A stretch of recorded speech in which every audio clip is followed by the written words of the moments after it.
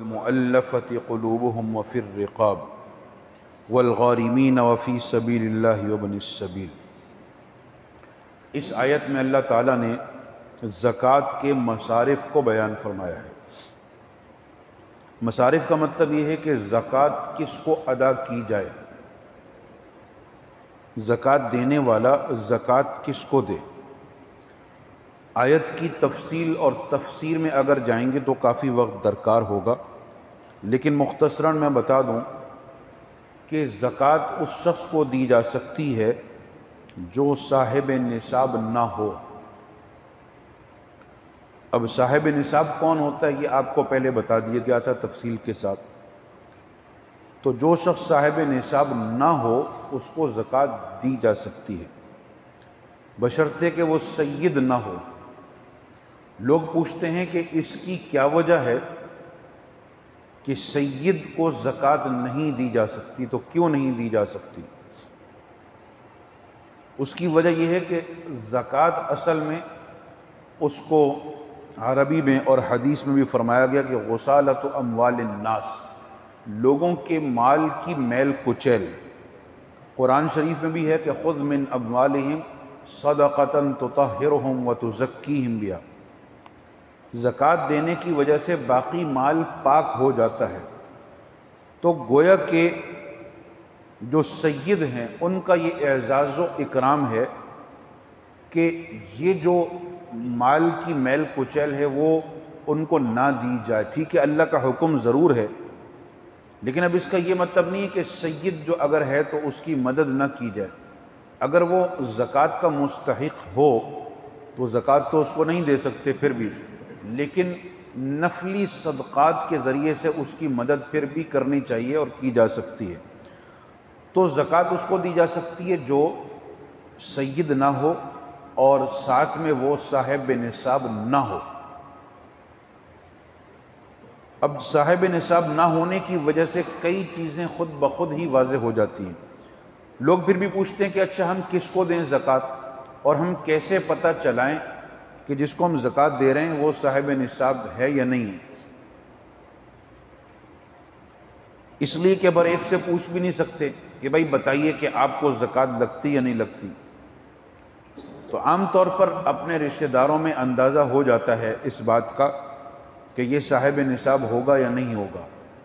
اسی طریقے سے اڑوس پڑوس میں جاننے والوں میں بھی ہو جاتا ہے۔ زکوٰۃ میں اور صدقات میں افضل یہ ہے کہ اس کی ابتدا اپنے قریبی رشتہ داروں سے کی جائے۔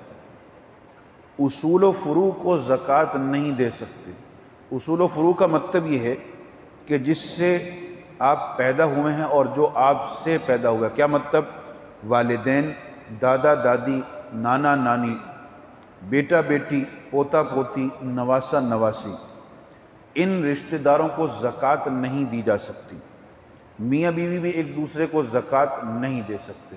اس کے علاوہ تمام رشتوں کو زکوٰۃ دی جا سکتی ہے، حتیٰ کہ کوئی شخص اپنی بیٹی کو تو زکوٰۃ نہیں دے سکتا لیکن اپنے داماد کو زکوٰۃ دے سکتا ہے۔ اسی طریقے سے ساس سسر کو بھی زکوٰۃ دی جا سکتی ہے۔ بتانے کا مقصد یہ ہے کہ سب سے بہتر یہ ہے کہ اپنے قریبی رشتہ داروں میں تلاش کیا جائے۔ کئی مرتبہ ایسا ہوتا ہے کہ ایک ہی شخص کی 3-4 اولاد ہیں، 3-4 صاحبزادے ہیں، ان میں سے ایک دو کا مثلاً کوئی بزنس ہے، کوئی کاروبار ہے، لیکن ایک بیٹا یا تو وہ بے روزگار ہے، یا اگر اس کا کوئی روزگار ہے، کوئی نوکری ہے، تو اس کی تنخواہ اتنی ہے کہ بڑی مشکل سے گزارا ہوتا ہے۔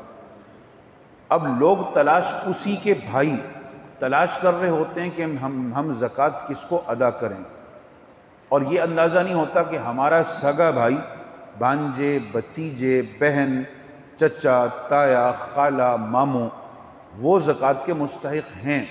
ان کو زکوٰۃ دیں گے تو آپ کو اس کا دوہرا اجر ملے گا، صلہ رحمی کا اجر بھی ملے گا۔ ہاں، دیتے وقت یہ نہیں بتانا چاہیے کہ یہ زکوٰۃ لے لیجئے۔ ظاہر ہے ہر شخص کی عزت نفس ہے، وہ شرمندگی محسوس کرے گا کہ اچھا مجھے زکوٰۃ دے رہے ہیں۔ آپ کی نیت کافی ہے اور اللہ تعالیٰ کے ساتھ آپ کا معاملہ ہے، آپ کی نیت کافی ہے، آپ اس کو کچھ بھی کہہ کر دے سکتے ہیں، اگر آپ رمضان میں زکوٰۃ ادا کر رہے ہیں تو بہت اچھا بہانہ ہے کہ آپ کہہ دیں کہ یہ اپنے بچوں کی عیدی رکھ لیجئے، اس سے اپنے بچوں کے کپڑے لے لیجئے گا، یہ افطاری کے لیے رکھ لیجئے، کوئی اچھی سی افطاری کر لیجئے گا۔ یہ بتانا ضروری نہیں ہوتا کہ ہم زکوٰۃ دے رہے ہیں۔ اگر اپنے رشتہ داروں میں کوئی نہ مل رہا ہو تو پھر اپنے جاننے والوں میں اڑوس پڑوس میں ڈھونڈ لینا چاہیے کہ ان میں اگر کوئی مستحق ہے تو اس کو زکوٰۃ دے دی جائے، ورنہ پھر آپ کہیں بھی دے سکتے ہیں، لیکن بہتر یہ ہے کہ اپنے شہر میں دیں، دیگر شہروں میں تب دیں جب وہاں کوئی مستحق زیادہ ہو۔ آج کل کے جو مدارس کا نظام ہے وہ گزشتہ 1 صدی سے اس طریقے سے ہو گیا ہے کہ وہ مدارس کا نظام لاوارث ہو کر رہ گیا ہے، تو مجبوراً اب ایسا ہوتا ہے کہ وہاں پر بھی زکوٰۃ دی جا سکتی ہے، ورنہ مدارس چلانا، مساجد چلانا یہ حکومت کی ذمہ داری تھی اور ہے، لیکن ایسا نہیں ہوتا ہے، بلکہ مدارس سے اور دینے والوں سے پوچھا جاتا ہے کہ آپ کیوں دے رہے ہیں، کس لیے دے رہے ہیں، اور رکاوٹیں ڈالی جاتی ہیں۔ تو اگر آپ کے علاقے میں کوئی مدارس ہوں وہاں بھی دی جا سکتی ہے، اور آج کل فلسطین کے اندر غزہ کے مسلمانوں کو بھی اس میں آپ شامل کر سکتے ہیں۔ اگر آپ کی زکوٰۃ زیادہ ہے تو کچھ وہاں بھی دے دینی چاہیے۔ مختلف ادارے کام کر رہے ہیں، بیت السلام ایک عالمی ادارہ ہے، حضرت اقدس مفتی عبدالستار صاحب اس کو چلاتے ہیں، عالمی ادارہ ہے، وہ پوری دنیا میں مسلمانوں کی مدد کرتے ہیں۔ اسی طریقے سے دارالعلوم کے تحت حضرت شیخ الحدیث مولانا تقی عثمانی صاحب وہ بھی فلسطین کے سلسلے میں اب تک اربوں روپے کی امداد کر چکے ہیں۔ تو آپ کو جس ادارے پر اعتماد ہو، اس کے علاوہ بھی بہت سے ادارے ہیں، الخدمت ہے یا دیگر بہت سے ادارے ہیں، تو جہاں آپ کو اعتماد ہو وہاں بھی آپ زکوٰۃ کی مد میں یا فطرے کی مد میں رقم دے سکتے ہیں۔ یہ جو ادارے ہیں یہ بہت ہی اعتماد کے ساتھ اور صحیح امانت کے ساتھ آپ کی زکوٰۃ ہو، صدقۃ الفطر ہو، وہ فلسطین کے مسلمانوں کو پہنچا دیتے ہیں۔